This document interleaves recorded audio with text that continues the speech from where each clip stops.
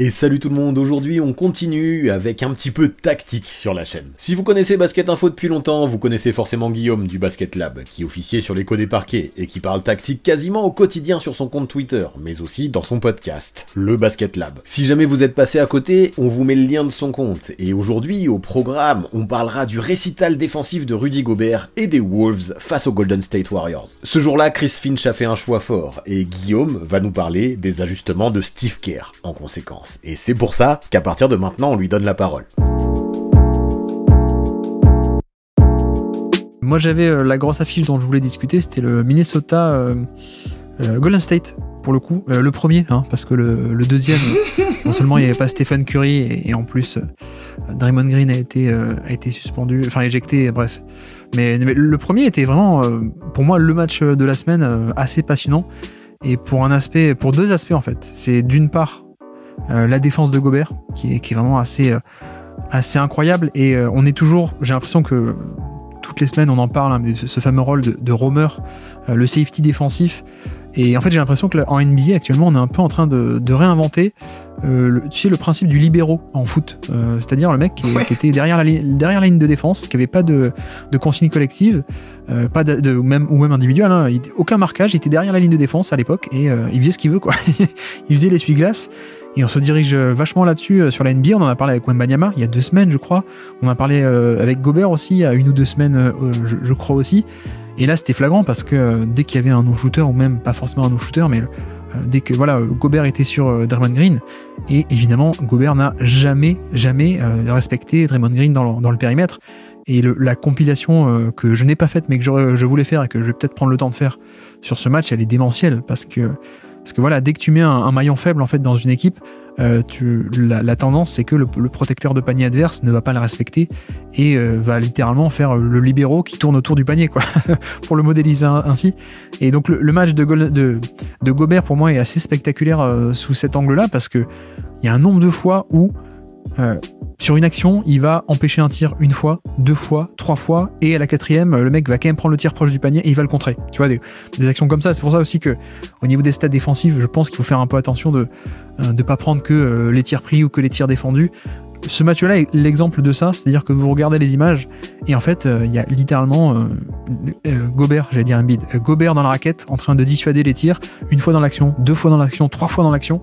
Donc là-dessus, c'était assez spectaculaire, et surtout que Golden State, ils sont quand même plutôt pas mal. Steve Kerr est un bon coach, et donc quels étaient les ajustements qu'ont essayé de faire les Warriors? C'est de faire des dribble end-off avec Draymond Green, parfois un peu frontal, parfois un peu déguisé.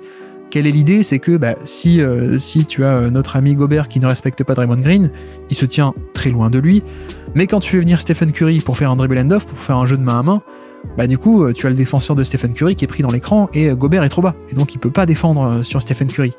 Sauf que, et je pense que tu vas aller dans mon sens, quelle est la recette magique, ou en tout cas pourquoi est-ce qu'on est aussi chaud sur la défense des Wolves cette saison?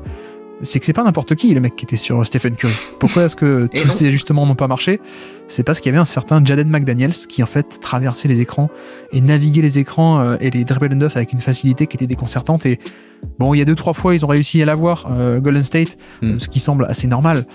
Mais tu vois, il y a une majorité d'actions où Gobert n'avait pas besoin de monter sur l'écran, pouvait se permettre de rester dans ce zonage autour du panier, parce qu'en fait, McDaniels n'était pas du tout éliminé par l'écran. Et donc c'est aussi pour ça qu'on peut se permettre de tels schémas agressifs, c'est parce que, on a le deuxième rideau qui protège, mais le premier rideau est aussi pas mal, quoi. Ouais, mais j'ai même une séquence en tête que j'ai regardée hier, où ils arrivent à mettre Gobert dans du pick and roll avec du coup Curry et je pense Draymond Green, et en fait Gobert monte au drop et il l'exécute très bien, donc c'est vraiment Gobert qui arrive à faire des tout petits pas pour reculer, mais avec les bras en l'air pour garder la distance entre lui et Curry qui est assez optimale. Et en fait, McDaniels, il rentre pas dans Draymond Green, il a des jambes, en tout cas des appuis tellement longs qu'il le contourne en 2 appuis, juste le temps de revenir, en fait, il est déjà revenu directement derrière Curry, et Curry feinte, et il a quand même le temps de sauter dans la feinte et de revenir contester derrière, et du coup, la défense du pick and roll, même sur du drop de Gobert à McDaniels, si Gobert prend quand même en tout cas le risque de monter, de venir faire du drop un peu plus, en tout cas pas très profond, mais presque plus du edge ou du show, et ben il est assez bon pour le tenir le temps que McDaniels en fait soit déjà de retour. Et ouais, c'est assez impressionnant. Et défensivement, moi j'étais très chaud sur leur défense. Là pour le coup, je me suis planté sur les Kings, mais je me suis peut-être pas planté sur les Wolves parce que je les avais annoncés meilleure défense. Et pour l'instant, je suis dans les clous. Oui. Après, bon, il y a des fois Golden State y arrivait tout de même. Hein. Tu vois, tu prends le même pick and roll, mais sans Gobert, mais face à Towns, du coup ça passait, par exemple.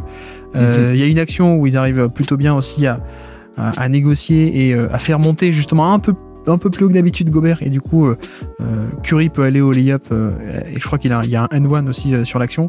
Il y a un système en sortie de la mi-temps, en troisième quart-temps du coup, où ils font exprès de faire venir Draymond Green dans le corner exprès pour essayer d'éloigner le plus possible Gobert du panier, et derrière ils font un écran pour un lob pour Andrew Wiggins, qui fait que oui, du coup ça marche parce que Gobert est un peu éloigné du panier, il se retrouve dans le corner à devoir défendre sur Draymond Green.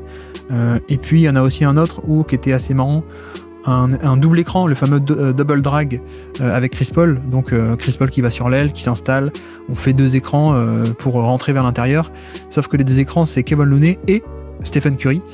Et donc Chris Paul prend les 2 écrans, ok. Bon, déjà il le prend mal parce que ça cogne pas mal au niveau de traverser les écrans.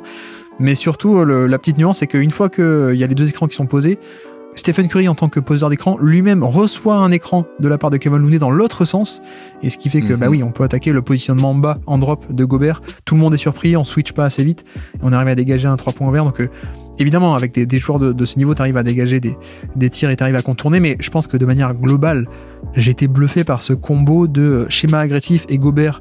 Le rayonnement de Gobert sur ce match est fabuleux.